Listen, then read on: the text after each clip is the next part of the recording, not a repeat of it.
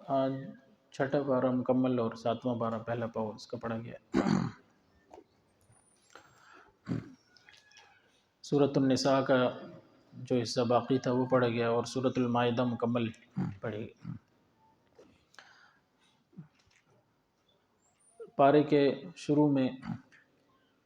ایک حکم یہ دیا گیا کہ جس کے ساتھ کوئی زیادتی ہوئی ہو تو وہ اگر اس زیادتی کا اظہار کرے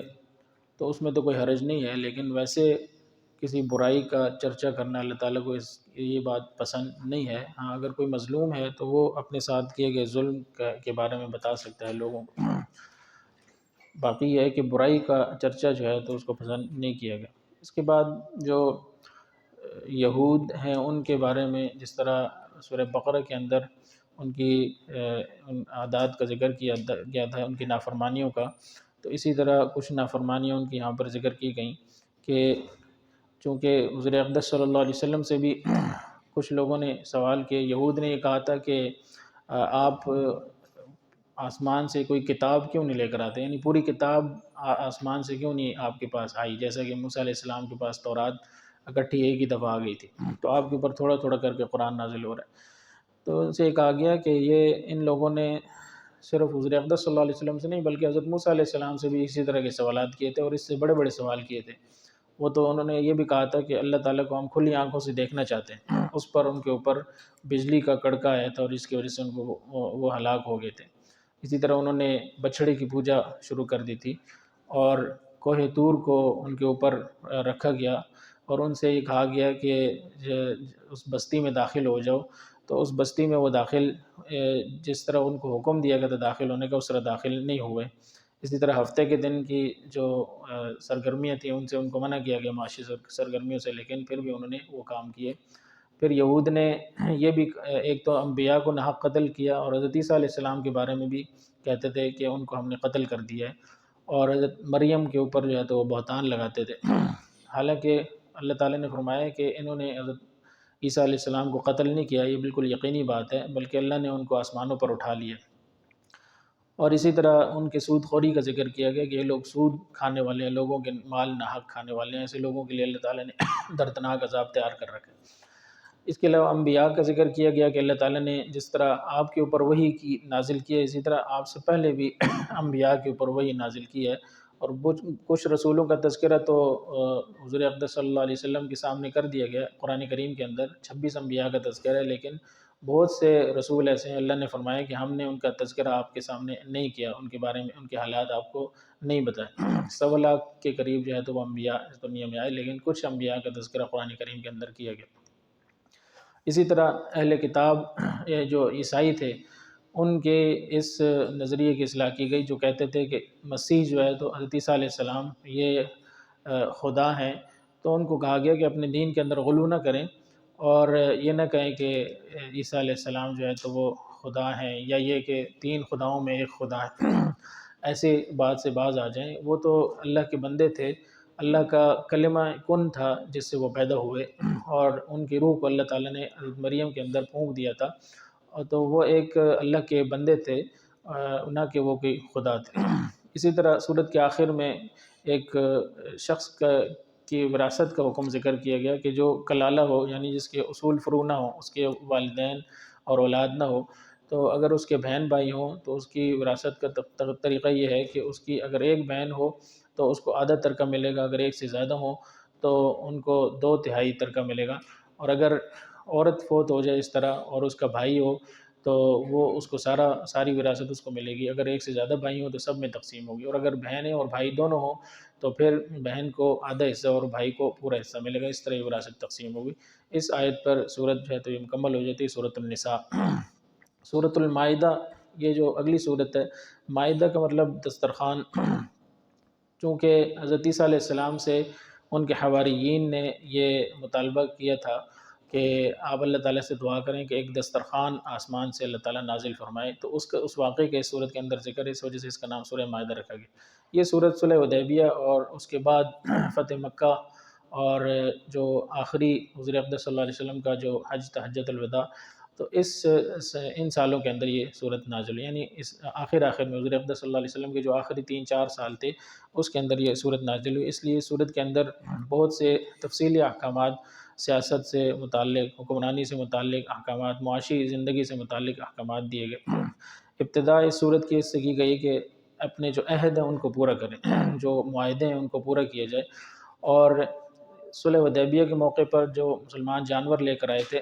تو ان کو چونکہ حرم کے اندر ذبح کرنا تھا، قربانی کے جانور تھے، ان کو عمرہ نہیں کرنے دیا گیا، تو قربان جانوروں سے متعلق کچھ احکامات جو ہے تو وہ دیے گئے کہ اللہ تعالیٰ نے جو چوپائے جانور ہیں وہ حلال کیے ہیں سوائے ان جانوروں کے جن کو اللہ تعالیٰ نے حرام کیا، اور جو حرام جانور ہیں ان میں مردار جانور ہے، خون ہے، خنزیر کا گوشت ہے، اور جو جانور غیر اللہ کے نام پر ذبح کیا گیا ہو، اسی طرح وہ جانور جس کا گلا گھونٹ کر جو ہے تو وہ مار دیا گیا ہو، یا وہ جانور جو کسی جگہ ٹکر لگنے کی وجہ سے مر گیا ہو، یا اوپر سے گر کر مر گیا ہو، یا جس کو دوسرے جانور نے سینگ مار دیا ہو، یا جس جانور کو درندوں نے کھا لیا ہو، یا جس جانور کو بتوں کے نام پر ذبح کیا گیا ہو، یا یہ کہ اسی طرح جو جوئے کے جو تیر تھے ان کو استعمال کرتے تھے، تو ان ساری چیزوں کو حرام قرار دیا گیا۔ اسی طرح اگلے رکوع میں وضو سے متعلق جو فرائض ہیں ان کو بیان کیا گیا کہ جب نماز کے لیے کھڑے ہوں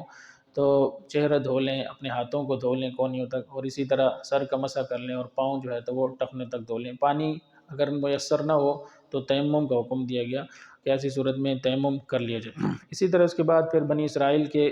کچھ ان واقعات کو ذکر کیا گیا کہ جب ان سے کہا گیا تھا کہ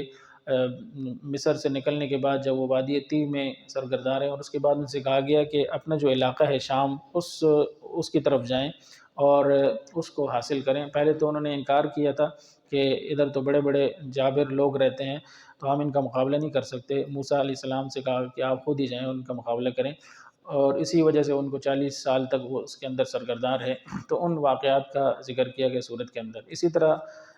آدم علیہ السلام کے 2 بیٹوں کا واقعہ، حابیل اور قابیل کا، کہ جن کا آپس میں کسی بات پر اختلاف ہوا تھا، تو اس کا فیصلہ کروانے کے لیے یہ نتیجہ نکالا، یہ فیصلہ کیا گیا کہ دونوں اپنی اپنی قربانی اللہ کے سامنے پیش کریں گے، تو جس کی قربانی قبول ہو گئی تو وہ سچا ہوگا۔ چنانچہ حابیل کی جو قربانی تھی وہ قبول ہو گئی اور قابیل کی قربانی رد ہو گئی، تو قابیل نے حسد میں آ کر پھر حابیل کو قتل کر دیا تھا، اور پھر وہ اس کو سمجھ نہیں آ رہی تھی کہ اس لاش کا کیا کرے، یہ پہلا قتل تھا، تو ایک پرندے کو دیکھا، کوے کو، کہ وہ ایک دوسرے کوے کو جو مر گیا تھا وہ زمین کے اندر دفنا رہا تھا، تو پھر اس کو سمجھ میں آئی کہ اس میت کو زمین کے اندر دفنانا چاہیے۔ بہرحال یہ پہلا قتل تھا، اور قتل کی شناعت بیان کی گئی ہے، اور یہ کہا گیا ہے کہ کسی ایک جان کو قتل کرنا ایسا ہے جیسے کہ پوری انسانیت کو قتل کر دیں۔ اسی طرح جو لوگ اسلحہ لے کر اور طاقت کا استعمال کرتے ہوئے ریاست کے رٹ کے خلاف جو ہے تو خروج کرتے ہیں، تو ایسے لوگوں کی سزا کا ذکر کیا گیا کہ ایسے لوگوں کو جب پکڑا جائے گا تو ان کی سزا یہ ہے کہ اگر انہوں نے کسی کو قتل کیا ہو تو ان کو قتل کیا جائے گا اور سولی پر چڑھایا جائے گا، اور اگر انہوں نے مال لیا ہے لوگوں کا تو ان کے ہاتھ پاؤں جو ہے تو وہ مخالف سمت سے کاٹے جائیں گے، اور اگر انہوں نے مال نہیں لیا، صرف ڈرایا دھمکایا تو ان کو قید کیا جائے گا یا ان کو ملک بدر کیا جائے گا۔ ان کی سزائیں ذکر کی گئی۔ اسی طرح چور کی سزا ذکر کی گئی کہ جو شخص چوری کرے، مرد ہو یا عورت، تو ان کے ہاتھ جو ہے تو وہ کاٹ دیے جائیں۔ پھر اس کے بعد یہود کے کچھ واقعات تھے، 2 واقعات خاص طور پر ایسے کہ جن کا یہاں پر آگے 3-4 رکوع کے اندر اسی کا تذکرہ ہے۔ ایک تو واقعہ یہ تھا کہ یہودیوں کے 2 افراد تھے، ایک مرد اور عورت نے زنا کر لیا تھا جو شادی شدہ تھے، تو اب تورات کے اندر بھی حکم یہ تھا کہ ان کو سنسار کیا جائے گا، لیکن انہوں نے اس حکم کو بدل دیا تھا۔ اگر کوئی غریب شخص ہوتا ہے تو اس کے اوپر سزا جاری کر دیتے، اور جو امیر ہوتا ہے تو اس کے لیے سزا بدل دیتے، اس کو کوڑے مار دیے، یا یہ کہ اس کو منہ کالا کر کے اس کو بازار میں گھمایا۔ تو جب یہ 2 افراد نے زنا کیا تو یہ معاملہ حضور اقدس صلی اللہ علیہ وسلم کے پاس آیا، اور یہود نے یہ سوچا کہ حضور اقدس صلی اللہ علیہ وسلم کی شریعت کے اندر چونکہ احکام نرم ہیں، ہماری شریعت میں سخت احکام تھے، تو اگر وہاں پر فیصلہ مقدمہ لے جائیں گے تو ہو سکتا ہے کہ ہمارے لیے آسانی ہو۔ جب وہاں پر مقدمہ لے جایا گیا تو ظاہر ہے کہ اس حضور اقدس صلی اللہ علیہ وسلم کی شریعت میں بھی یہی حکم تھا کہ ان کو سنسار کیا جائے گا۔ پہلے تو وہ نہیں مانے، اور لیکن بعد میں حضرت عبداللہ ابن سلام رضی اللہ تعالیٰ عنہ جو یہودیت سے مسلمان ہوئے تھے، انہوں نے خود جو ہے تو فرمایا کہ یہ تورات کے اندر یہ حکم مذکور ہے کہ جو شخص جو ہے تو شادی شدہ وہ زنا کرے تو ان کے حکم جو ہے تو وہ سنگسار کرنا ہی ہے۔ اللہ تعالیٰ نے فرمایا کہ ہم نے تورات کے اندر بھی یہی حکم دیے ہیں کہ جان کے بدلے جان ہے، آنکھ کے بدلے آنکھ ہے، ناک کے بدلے ناک ہے، کان کے بدلے کان، دانت کے بدلے دانت، یعنی قصاص کا جو حکم ہے وہ جس طرح اس شریعت کے اندر ہے، اسی طرح تورات کے اندر بھی یہ حکم دیے گئے۔ یہود اور نصارہ کے بارے میں فرمایا کہ ان کو دوست نہ بناؤ، یہ آپس میں ایک دوسرے کے دوست ہو سکتے ہیں لیکن یہ مسلمانوں کے دوست جو ہے تو وہ کبھی نہیں ہو سکتے، نہ ہی مسلمانوں سے یہ راضی ہو سکتے ہیں کبھی، جب تک کہ مسلمان ان کے دین پر نہ آ جائے۔ اگر اپنے دین پر رہیں گے تو یہ کبھی بھی مسلمانوں سے راضی نہیں ہو سکتے، لہذا نہ تو ان کو رازدان بنایا جائے، نہ ان کو اپنا دوست بنایا جائے۔ یہود کے اوپر کچھ سختی آئی تھی حضور اقدس صلی اللہ علیہ وسلم کی نافرمانیوں کی وجہ سے، تو وہ اللہ تعالیٰ کے سے شکوہ شکایت کرنے لگے کہ اللہ تعالیٰ نے ہمارے ساتھ بخل کا معاملہ کر لیا، یعنی گویا اللہ تعالیٰ کے پاس مال کی تنگی ہو گئی ہے نعوذ باللہ، اور ہمیں اللہ تعالیٰ نے مال نہیں دیا۔ تو اللہ نے فرمایا کہ اللہ تعالیٰ کے پاس تو مال کی فراوانی ہے، اللہ تعالیٰ کے دونوں ہاتھ کھلے ہوئے ہیں، وہ تو جیسے چاہے خرچ کرتا ہے، ان کے اوپر خود ان کے اوپر جو ہے تو بخل طاری ہو گیا۔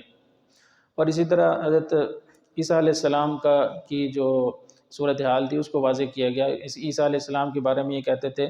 کہ حضرت عیسیٰ علیہ السلام خدا ہیں، کبھی کہتے تھے خدا ہیں، کبھی کہتے تھے کہ تین میں ایک خدا ہیں، یعنی ایک تو خود اللہ وہ خدا ہے، اور دوسرے حضرت عیسیٰ علیہ السلام یعنی اللہ باپ ہے اور عیسیٰ علیہ السلام بیٹے ہیں، اور تیسرے جو ہے تو روح القدس، یا یہ کہ تیسرے جو ہے تو وہ مریم ہے۔ تو کبھی تین کو ایک کہتے، کبھی ایک کو تین کہتے، یہ عقیدہ انہوں نے بنایا ہوا تھا۔ تو اس کی نفی کی گئی کہ عیسیٰ علیہ السلام نہ تو عیسیٰ علیہ السلام خدا ہیں، نہ ہی تین میں سے کوئی ایک خدا ہیں، بلکہ خدا ایک ہی ہے اللہ تعالیٰ۔ اور حضرت عیسیٰ علیہ السلام، حضرت مریم جو ہیں یہ تو انسان ہیں، وہ انسانوں کی طرح کھاتے پیتے ہیں، دیکھتے بھی ہیں کہ یہ کھانا پینا کرتے ہیں، تو اگر خدا ہوتے تو خدا کو تو کھانے پینے کی کوئی احتیاج نہیں ہوتی۔